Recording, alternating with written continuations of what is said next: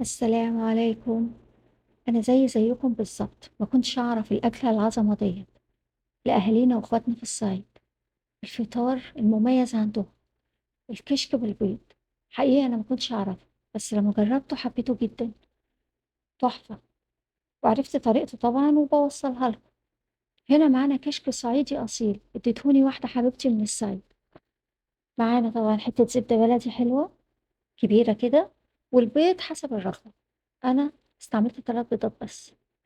الكشك بيبقى هو ده شكله. هما بيخزنوه بالطريقة دي. بس هناخد الكشك وهنحط عليه مية عادية جدا بدرجة حرارة الغرفة، لا هي ساقعة ولا هي سخنة.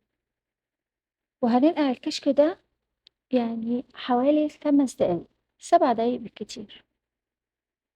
وهنغسله كويس وهنصفيه. بس هنا بعد ما غسلناه وصفيناه كويس بقى بالشكل ده. هنا بقى طاسة على النار هننزل عليها بزبدة حلوة، والزبدة تكون نوايتها كويسة لأن بيبقى معظم الطعم جاي منها هي. والبيض طبعا.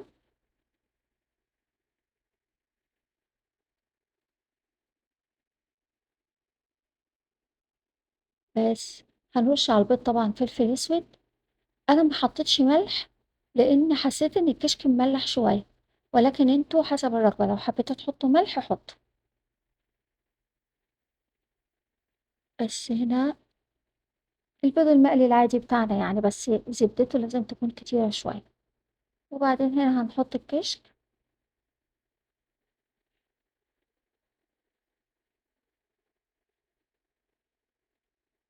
آه، انا الاكله دي فعلا كلها طاقه حقيقي يعني. شابوه لاهل الصعيد. بس بنقلبه كده كله مع بعضه وخلاص خلصت الاكله على كده. بنقدمها بقى، تحبوا تاكلوها بعيش كلوها، تحبوا تاكلوها كده بالمعلقة بس كلوها.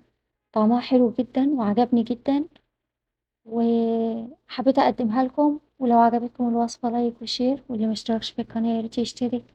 والسلام عليكم ورحمة الله.